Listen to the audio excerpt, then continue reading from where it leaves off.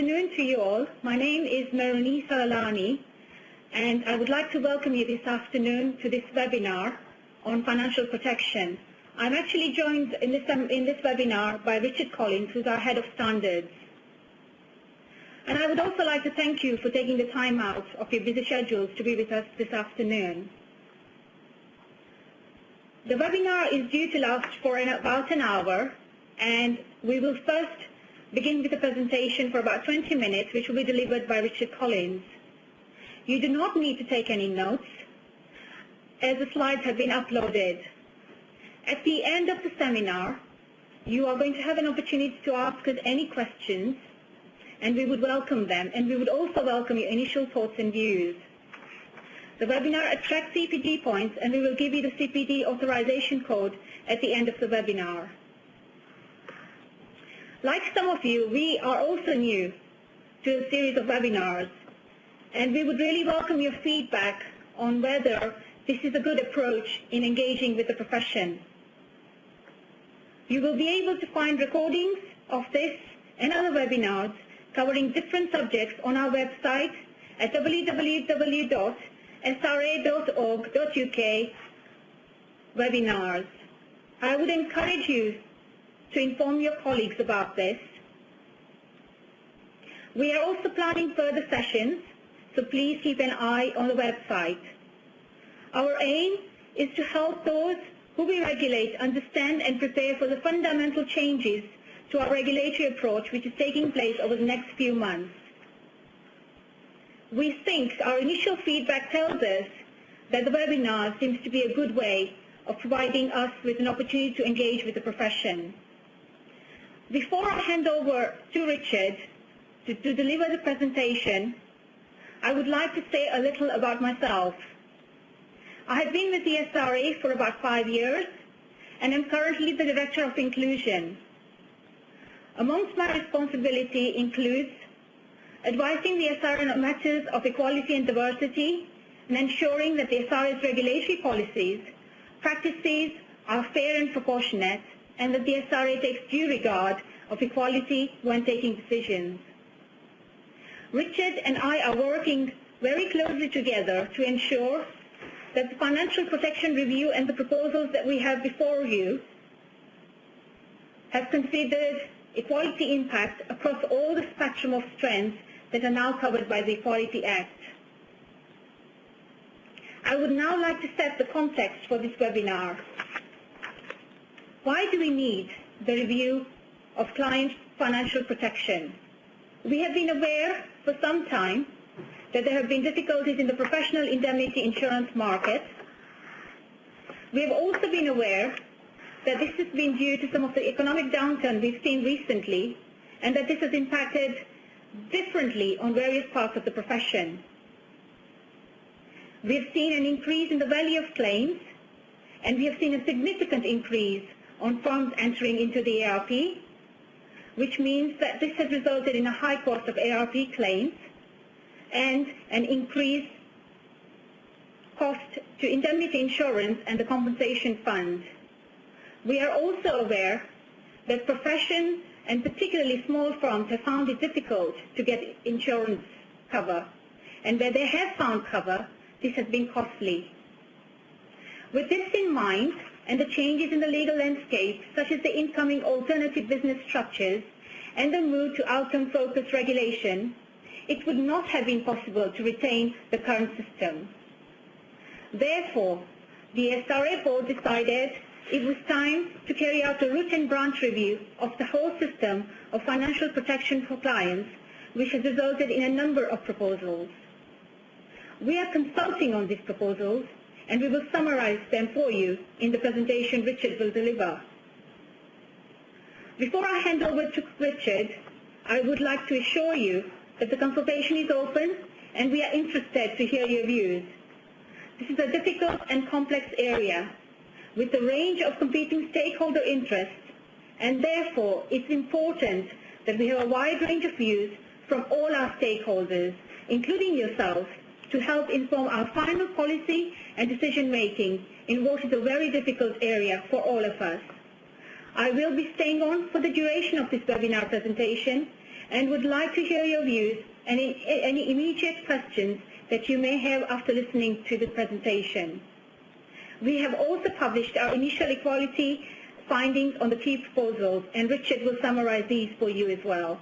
Thank you. I will hand over to Richard. Thank you, Mary-Nisa. Good afternoon, everyone. I'm Richard Collins. I'm the Head of Standards at the SRA, and I've got responsibility for overseeing this review of financial protection. As Mary-Nisa said, this is a fundamental review of the whole system, which we kicked off in the summer of last year by appointing Charles River Associates to undertake, as Mary-Nisa said, a root and branch review of the current financial protection arrangements. And we felt that was important because of what we were seeing happening in the market at the moment. It was clear to us that our reaction to that shouldn't just be one of trying to make simple adjustments, but we felt it was necessary that we had a thoroughgoing look at the whole system.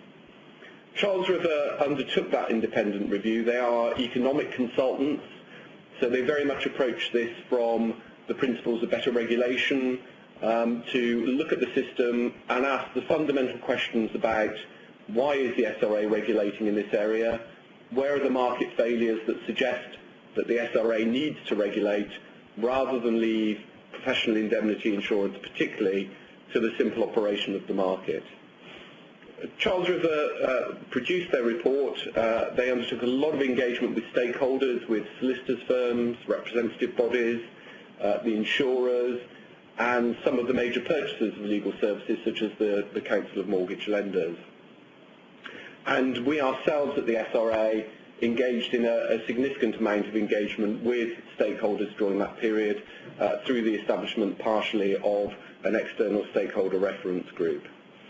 We then published the Charles River Associates report because we felt it was important that people could see the analysis that Charles River had gone through. We ourselves at the SRA then considered the report, and in December we published our own consultation paper. And it's the proposals in that consultation paper that I'm going to talk you through today.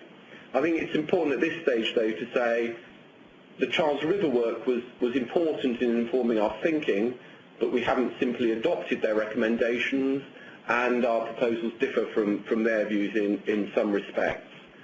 The consultation runs through to the 28th of February, and then we have a short time to reach our decisions, to make any necessary rule amendments, in order, we hope, for the first raft of changes to come in October of this year. This slide summarises the 4 key proposals that we're making for operation from October 2011.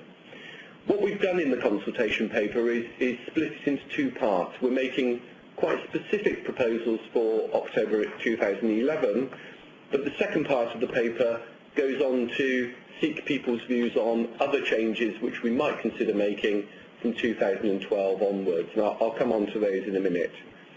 So the 4 key changes for 2011 that we're proposing: firstly, that we remove the restrictions which mean that there is a single renewal date at which the whole profession has to renew its PII. Secondly, we are proposing that we permit the removal of cover for work undertaken for financial institutions from the minimum terms and conditions. Thirdly, that we implement some further controls over the assigned risks pool. And fourthly, that we carry out some clarification on the obligations for insurers to provide information to the SRA. And I'll talk a bit more about each of those in turn. So proposal 1, this is that from the 1st of October, we get rid of the single renewal date. Charles River's analysis of this was that they could see no market failure for which the answer was to have a single renewal date. So basically they could see no good reason for us having it. It was seen very much as an accident of history. And indeed, a bit more than that, they felt that the presence of the single renewal date actually caused some problems for people in the market. This pressure during the month of September for insurers to deal with so many thousands of proposals for new insurance, and the pressure on solicitors Charles Rivers felt that that was causing difficulties, and we agree with that. It's quite clear from the fact that we have quite often several hundred firms making protective applications to go into the ARP in October, who then quite successfully put in place insurance during the course of October, suggests that there are real capacity issues for everybody in trying to get this done in September. So the proposal is that we get rid of the compulsion of a single renewal date, and that will allow firms and insurers to decide when they want to institute new insurance arrangements. Undoubtedly, it will take several years for this huge bulge to unwind, because I suspect that if we implement this come this October, many firms will simply in October take out insurance for another year. But other firms may choose to align their insurance with their own financial years, for example, or they may choose to take out insurance for 18 months or some other period. And we believe this will be an important freedom in the market, and it will deal with some of the problems caused by the current arrangements. The second proposal is that we permit the exclusion of cover for claims by financial institutions from the minimum terms and conditions. This, I can already see, has probably been the proposal that's received the most coverage in the press and in debate. But it's quite important that I explain the context and also our views about how it's likely to operate. At the moment, the minimum terms and conditions mean that insurers can only offer insurance which covers all potential clients of solicitors' firms. And all solicitors' firms, whether or not they undertake work for financial institutions, have to take out cover on that basis. What this new arrangement will mean is that if a firm, for example, does no work for financial institutions, it will be able to say to its insurer, we'd like cover, we'd like the exclusion in, and that is a way of signalling to the insurer that they don't do work for financial institutions. And really the biggest area of work affecting firms doing work in this area is conveyancing work, where they are undertaking work for lenders. We think probably about 30% of the firms in this country don't do conveyancing work, so that is probably the upper bound of firms who may seek to take out insurance for this exclusion. For firms who do, for example, do conveyancing work and wish to continue to therefore to have cover for financial institutions, they will seek to take out cover which may well be exactly on the same basis as it is now, exactly on the same scope covered by the minimum terms, with their insurers to permit them to carry on doing work for financial institutions. I would expect the reaction from the financial institutions, from lenders, to be that they will only wish to continue doing work with firms who take out this insurance cover. We think this additional flexibility in the market will be helpful. It will enable firms who don't do this work to signal that quite clearly to insurers, and we believe it will help a number of firms who currently end up in the ARP to obtain insurance, quite possibly with this exclusion in.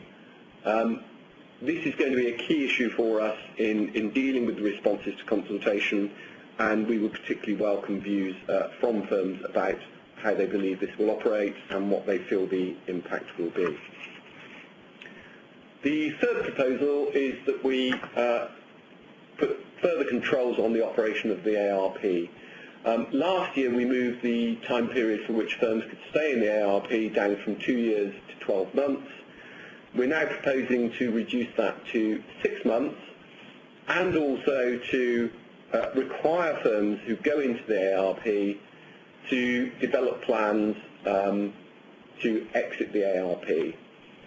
One of the things that I've observed from looking at the operation of the ARP is that I see some firms who move into the ARP aren't really using their time in the ARP to plan for their successful exit. And firms either will have to think about why it was that they couldn't get open market insurance, what were the particular risks that the insurers saw in their firm which made them unwilling to offer insurance, and take steps to address those risks, or if firms feel that they are going to close their firm, they will need to plan for an orderly closure during their time in the ARP. The fourth proposal is probably a less significant one than the others, although it would be quite significant for the insurers, And this is that we clarify the requirements that we have in the qualifying insurers agreement about the circumstances in which insurers should be passing information to the SRA, particularly around where they uncover the fact that in proposal forms firms have misrepresented information or that premiums haven't been paid.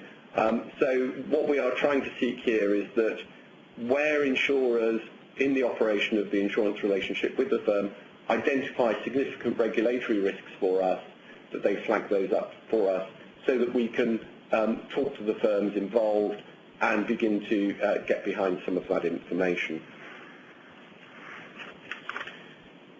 It's important for us that when the SRA board considers the decisions it will need to make in the spring of this year, that they have due regard to their obligations under the equalities legislation. So for us, the understanding the impact of these proposals is absolutely key, so the SRA board is making sound decisions.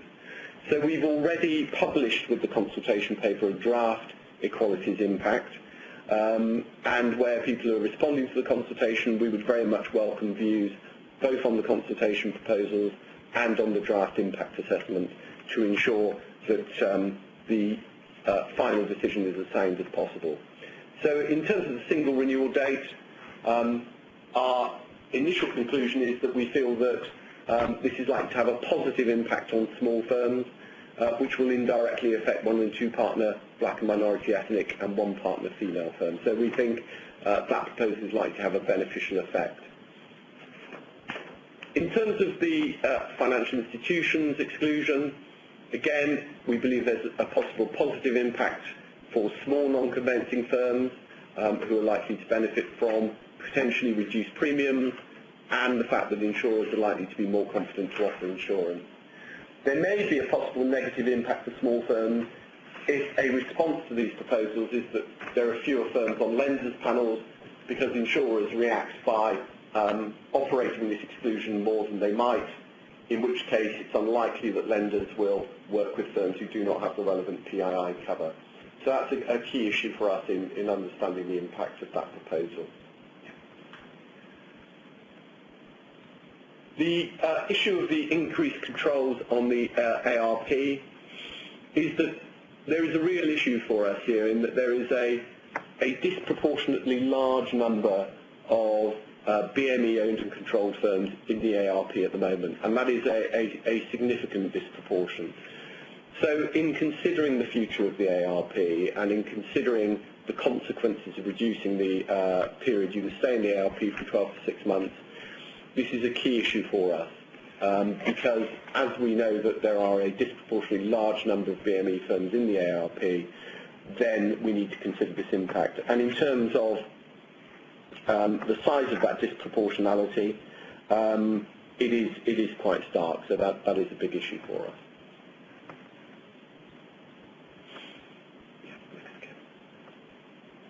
In terms of the passage of information from insurers, we haven't identified any particular impact at this point. I said earlier on that we had split the consultation paper into 2 parts, and I want to talk briefly about some of the issues that we are seeking views on for changes potentially from October 2012 onwards. And I need to make clear at this stage what we are doing very much is seeking views, because some of the issues here will require, for example, further work by us to understand how we might frame any specific proposal. So views at this stage, if we do intend to make any of these changes at some point in the future, there will need to be a more detailed and specific consultation on them. So the first issue is that moving on from the exclusion of financial institution would be to permit the exclusion of what's described here as non-individual clients, but Charles River described this as potentially permitting the exclusion of all corporate clients. The rationale for this, in the way Charles River looked at it, was that we should be focusing our regulatory protections on clients who aren't able to protect themselves.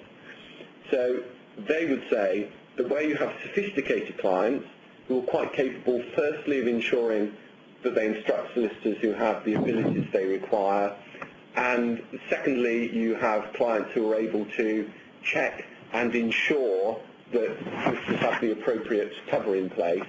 They don't need regulatory protection. So what we're seeking views on is moving past just permitting the exclusion of financial institutions from the terms of cover to permitting all corporates to be excluded from cover. Secondly, we're seeking further views on the real future of the ARP. At the moment, the ARP carries out a number of roles, but a key role for it is it's the provider of insurance of last resort, and it does that by actually providing policies of qualifying insurance. One of the issues that we're raising is, should we end that role? Should we make it the case that firms either have to find cover in the open market, or they have to not carry on in practice in that current way? So again, that's going to be a key issue for us, and that's why we are seeking further views on it at this stage. The third one is again, quite a significant issue. At the moment, the assigned risks pool is funded both by the premiums that firms in the ARP pay, but that only pays for a very, very small amount, a small proportion of the cost of the ARP. So, for example, for the 2008-9 insurance year, the losses for the ARP amount to some £45 million. A small proportion of that is paid for through the premiums. The balance is paid for by the insurers who provide this kind of cover. We think that is causing some significant difficulties in the market. It's making a number of insurers unwilling to enter this market. It's clearly making a number of the insurers try to limit the proportion of the market that they have. So normally in the operation of the market, you'd expect the people providing the service to be keen to increase their market share. What we're seeing in this market is that insurers are actually trying to constrain their market share, because the greater share of the market they have, the greater their exposure to ARP costs. And we think this is having some very negative effects in the operation of the market overall. So we're seeking views on changing the way in which that is funded. Either our preferred option at the moment, the one we're seeking views on particularly, is that we move to fund the costs of the ARP through a direct levy on the profession. If we did go down that route, and if we stopped the ARP being a provider of policies of qualifying insurance, we would then need to consider whether it made sense to have one separate fund for funding the ARP and one separate fund for funding the compensation fund. So we're seeking views on whether we should combine those into a single fund. At the moment, the agreements that the qualifying insurers sign up to means that if premiums are not paid by firms, or if they uncover fraud or misrepresentation in the policy proposal forms, they are unable to cancel the policies. Now that is very unusual in the normal insurance market. If you take out insurance for your car, or you insure your home and you don't pay your premiums, insurers cancel policies. In order to ensure client protection, the tradition here has been that insurers are unable to cancel those policies. And Charles River questioned whether that was appropriate, and whether, again, that was causing some negative impacts in the operation of the market. And finally, in terms of the proposals for 2012 onwards, we will be considering what the appropriate formulas should be for contributions to the compensation fund. That's not something we talk about in great deal in this consultation, but it's an issue that we'll want to return to, so that we can ensure that we've done a fundamental review, not just of the PII arrangements, but also of the other element that provides client financial protection, and that's the compensation fund.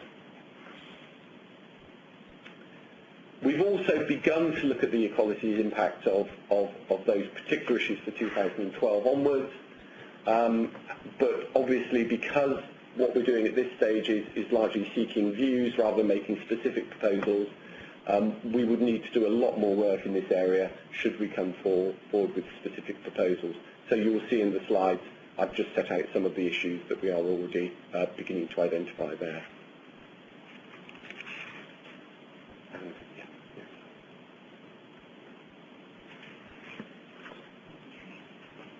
Well, thank you, Richard.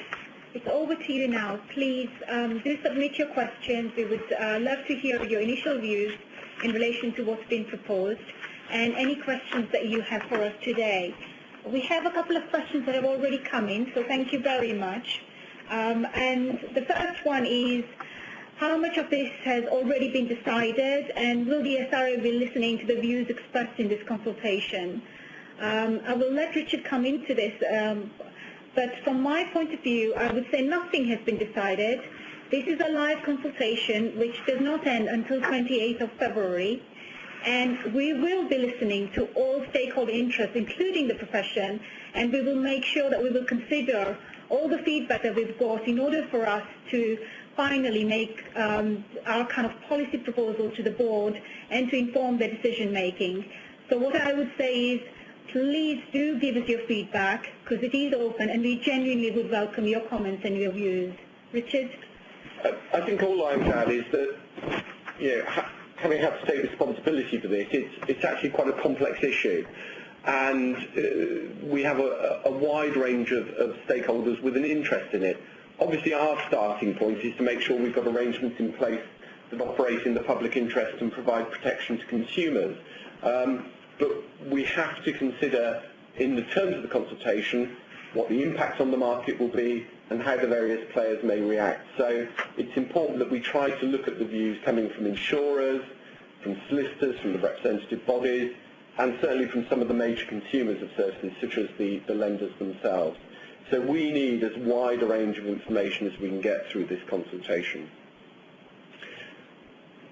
Moving on to a second question that we've got. What consultation has been undertaken with the lenders as to their likely approach? We have talked to the lenders as part of the external stakeholder reference group. I think the sort of early indications at that stage were that if we moved to a situation where we permitted exclusion for effectively lender cover, the immediate reaction would be that lenders would insist that they only worked with firms who did have the appropriate PII cover in place. But the response of the lenders is going to be very important to us in making these final decisions.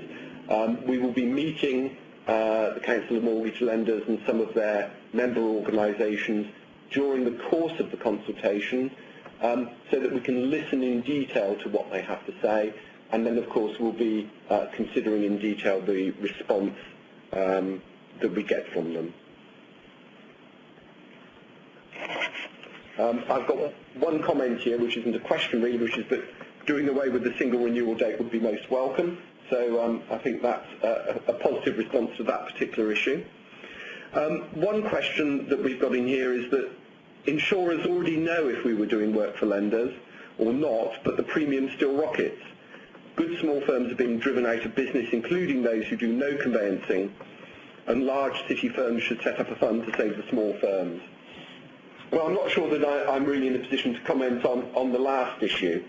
But in terms of the whether or not insurers know that firms are doing work for lenders, one of the things that Charles River felt was that, yes, the insurers ask for information on the proposal forms about what kinds of work you're doing, do you do conveyancing work, how much of it do you do.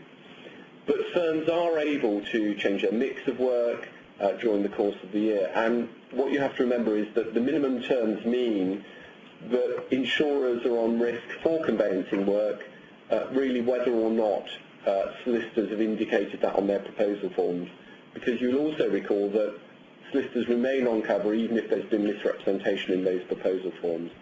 So Charles River's view, which is, and it's one that at this stage, subject to consultation, we agree with, is that by specifically permitting the exclusion of cover for financial institutions, those firms who do not do conveyancing work will be able to signal much more clearly that they're not doing that work, and the insurers will be able to set the premiums appropriately. I've got another question here, and that is, some of you will have seen reports of a conference held at the ABI last week, where the Law Society expressed some concerns about these proposals, particularly in respect of financial institutions, and someone has asked whether or not we can proceed with these proposals if the Law Society is opposed to them. Well, the Law Society's views will be important to us as a sort of key external stakeholder. They are the leading representative of the profession, and what the Law Society has to say, as I say, will be important in the consultation process. But it's also important to remember that we now have a split responsibility where the SRA has to act in the public interest to regulate the profession, and the Law Society is now the representative organisation. So we will have dialogue with the Law Society, we will carefully consider what they have to say, but we will need to balance those views against the other views coming in, and the SRA board will take its decision in the light of all the responses that we receive. Okay, thank you, Richard. Before we take any further questions, are there any callers waiting? Thank you. If you do wish to ask a question over the telephone, please press *1 now and wait for your name to be announced. If you wish to cancel your request, please press the # key. Once again, that's *1 on your telephone keypad. Yes, you do have a question and comment from Claire Wilson. Hello, Claire. Please ask your question. Sorry? Please go ahead. Thank you. Some mortgage lenders refuse to have sole practitioners on their panels. Is there any way that the insurance review can help that? I'm not sure that there is.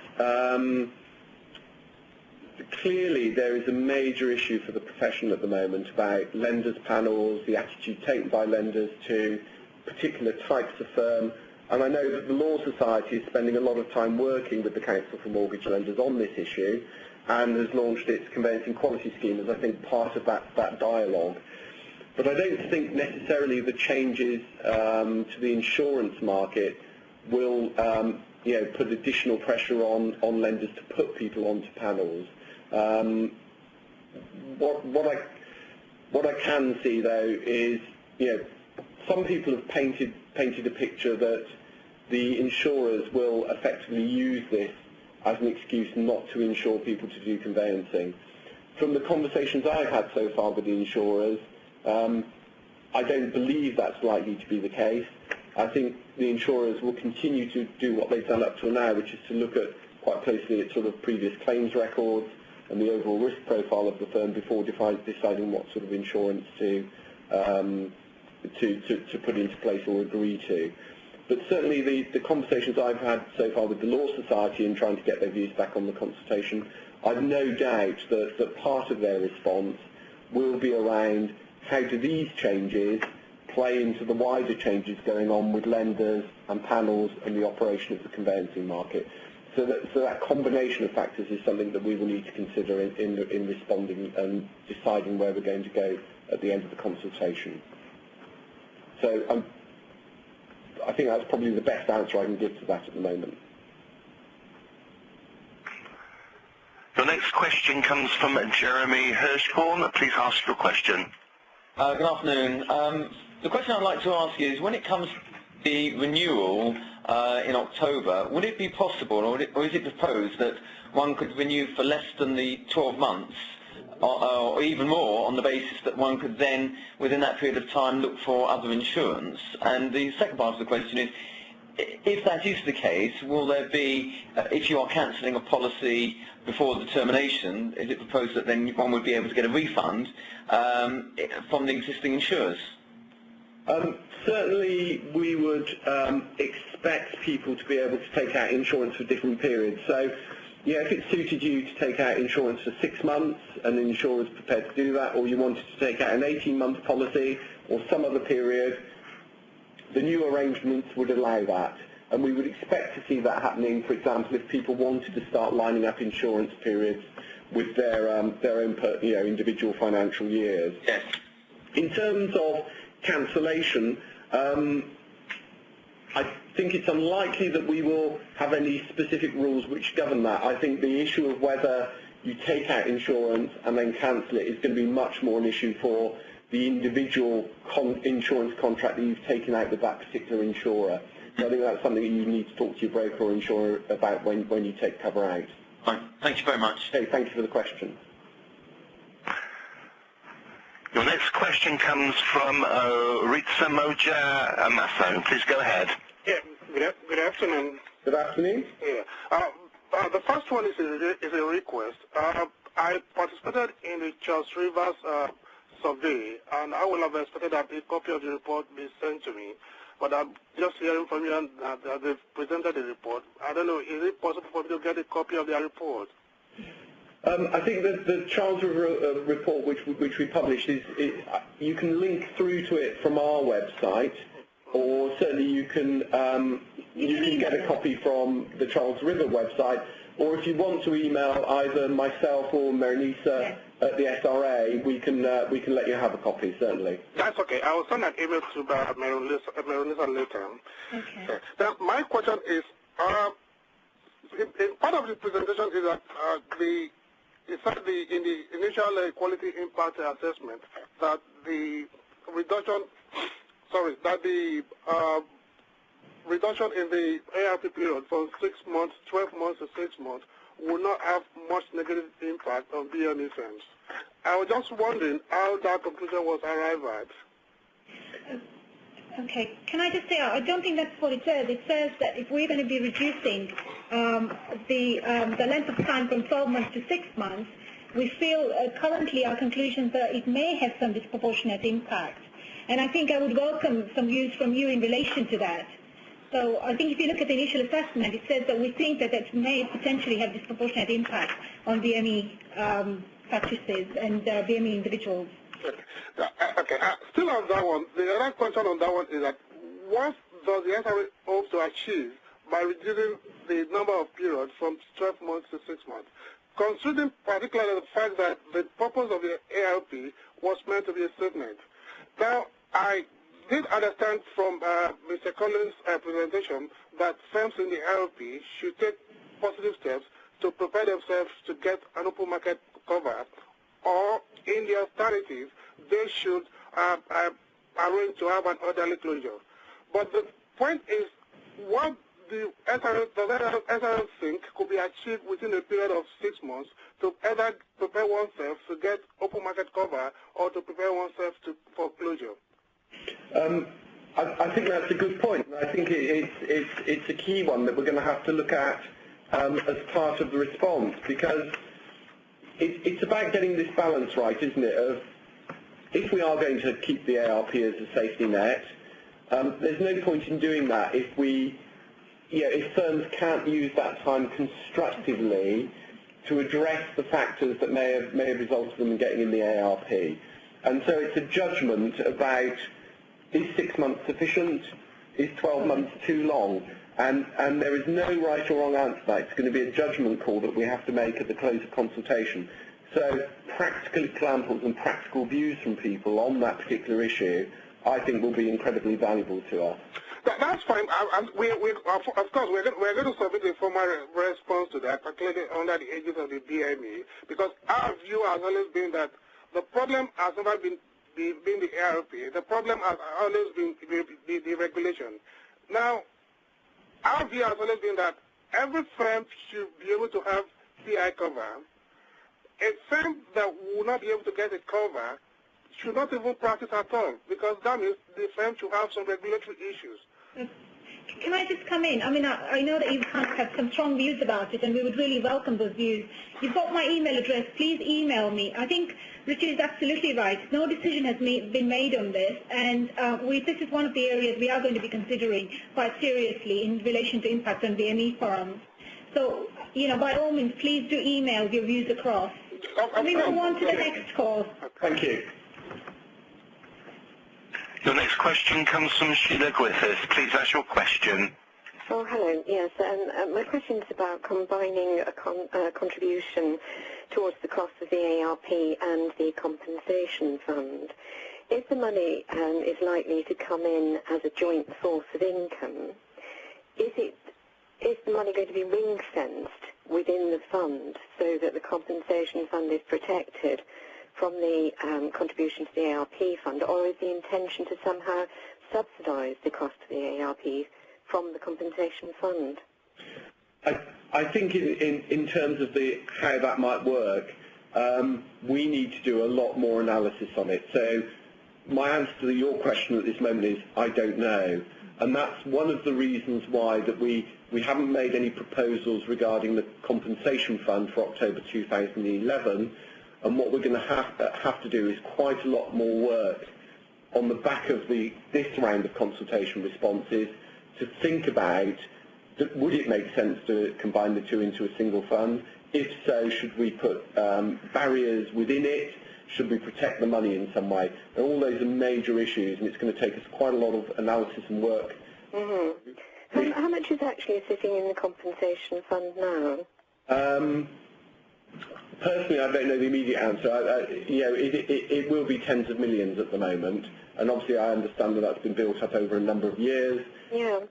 Recall the last request for money from the compensation fund was relatively low because the compensation fund was quite well funded at that time. Mm-hmm. So we will need to consider these issues very carefully before even thinking about should we make specific proposals for 2012 or some future point. Mm-hmm. Yeah, okay. Thank you very much. Thank you. And your next question comes from Sarah Mumford. Please ask your question. Hello, I'm going to change my question actually on the basis of what you've just said, because what happens if a firm decides not to, makes a deliberate decision to misrepresent the situation, that they don't do conveyancing when in fact they do? In those circumstances, their clients are going to have a claim against the compensation fund. So surely the claims will just rocket against the compensation fund. If it's a joint venture and they're all in it together. Yes, I think partially it will come down to firstly that there would have to be a judgment made about whether or not fraud was involved.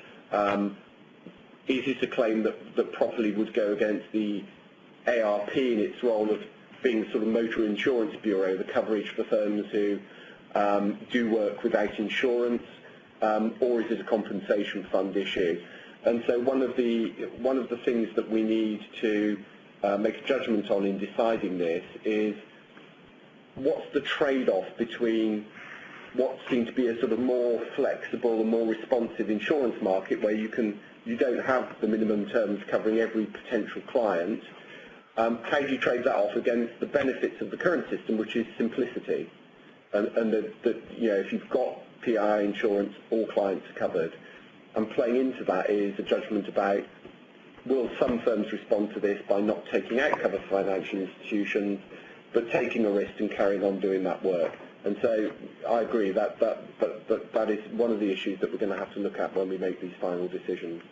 Because isn't really the issue here that too much shoddy conveyancing is going on and it's not being addressed by the SRA? It seems to me that we're looking at this from the wrong end of the telescope. 40-something million is the most appalling figure, and my real concern is that we're not really addressing that issue. I think I would agree to some extent. When I spoke at an ABI conference last week, one of the questions asked me at the end was, if you could do one thing, what would it be? And actually, I think there needs to be a real focus, not necessarily on financial protection, how do you pay for when things go wrong, but what steps can be taken to make sure things don't go wrong in the first place. One of the things that Charles River Associates said in their report was that they believed that some of the issues that they were identifying weren't about insurance. They were about a lack of effective regulation of conveyancing in some respects. And the SRA has accepted that it needs to look at that. And so during the course of 2011, as well as taking forward the work on financial protection, we will be undertaking quite a thoroughgoing review of the way in which we regulate conveyancing. Because I agree, if our aim should be anything, it should be to reduce the circumstances, the number of cases in which claims have to be paid out either by insurance or by the compensation fund. And that's certainly a priority for us in this coming year. Thank you for the question. Thank you. There are no further questions from the audio. Please continue. Okay, thank you. We'll move back to the questions now. Okay, thanks very much. if firms do, we've got a question here which is that if firms do conveyancing without appropriate cover, that's a problem for the lender. However, what would the SRA's position be from a regulatory angle? I think one thing I need to make clear is that what we're proposing is not to allow an exclusion for conveyancing work. We're proposing to allow an exclusion for cover for financial institutions. So without, even if a firm takes insurance with the exclusion in place, so they're not insured to do work for financial institutions, in theory they can still undertake conveyancing, but obviously only for the private purchasers and lenders, although whether or not that will be a commercial proposition for many firms, I don't know. So if a firm chooses not to take out insurance, but still undertakes work for financial institutions, I think to some extent it will depend on the circumstances. Clearly, if a firm misrepresents to a financial institution that it has cover in place but does not have cover in place, that will be a significant issue for the SRA, and there will be consequences for the firm. However, if a firm does not have cover, if it's taken the exclusion, and the financial institution, who we would regard as being a sophisticated purchaser of services, chooses still to instruct that firm in that knowledge, then I don't believe that would be an issue. So if we permit this exclusion, it would be for the financial institutions to decide and check whether or not they will only work for firms who have the cover. But if firms misrepresent to financial institutions that they have the cover in place, then, as I say, that will be a very, very significant issue for us in regulatory terms.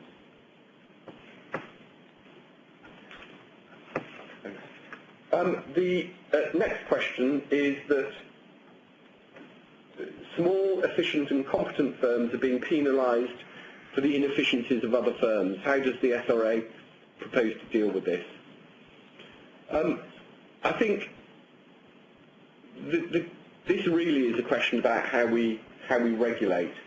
And one of the other things that is happening this year is that in 2011 we won't just see changes to the approach for financial protection for clients, but in October we would expect to be implementing our new system of outcomes-focused regulation, and accompanied by that is a move to risk-based regulation. So much more what we will be trying to identify is what are the particular risks to the regulatory objectives presented by different firms.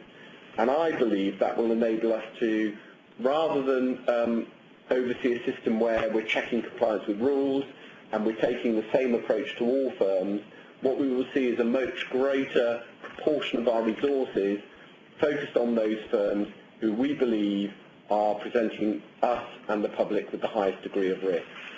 So in my view, with this move to this new approach to regulation, we will see a much more effective focus on not so much inefficient firms, but it's an issue of competence and it's an issue of complying with the regulatory requirements. And I believe that will be a significant help in doing what's been a theme with some of the last few questions, which is our need is not only to focus on financial protection, but also to focus on the prevention of the causes of claims in the first place. Final question, because we're now running up against the deadline, and that is that if a solicitor provides advice to 3 or 4 companies only, is it confirmed that they do not need PI cover at all? What we are proposing, of course, at the moment is the permission of exclusion for financial institutions. So we haven't gone with Charles River's wider proposition, which was that we permit the exclusion of all corporate clients. If we did implement the permitted exclusion of all corporate clients, then it would really be an issue for the solicitor to discuss with the individual insurance company or broker that it was going to take cover out about, within that band of permitted exclusions, what kind of work did they undertake and what kind of cover did they need for that work. So, for example, one of the issues that Charles River identified was that at the moment we require cover up to a certain minimum level, several millions of pounds. If the work done for these small number of companies fell within the exclusion, so it could be excluded from the minimum terms, it would, for example, be open for the solicitor and the insurer to say, I do work for these only 3 or 4 companies, they're very low value transactions, so within this additional cover I'm going to take out to enable me to work for these companies, I actually don't need cover for any claim up to 2 million or 3 million. And so it would inject that degree of flexibility which we believe would enable, in a much more normal commercial relationship, a solicitor and insurer to agree the insurance cover appropriate to their particular business. Thank you. Okay, thank you very much. Okay, your views are very important to us, and thank you to all those that have posed questions to us today and for your initial thoughts and feedback. This is just a reminder that the consultation is still live and it's open, and the deadline for responses is 28th of February. The consultation paper can be found via our website, www.sra.org.uk consultations, and you can also follow through with the inquiries box. What I would say is you can actually follow the progress of the financial protection review via our website and via the SRA updates that we also send out on a regular basis. Thank you very much for joining us this afternoon, and I hope that you've actually found this very useful. Thank you, and thanks for joining us. Thank you.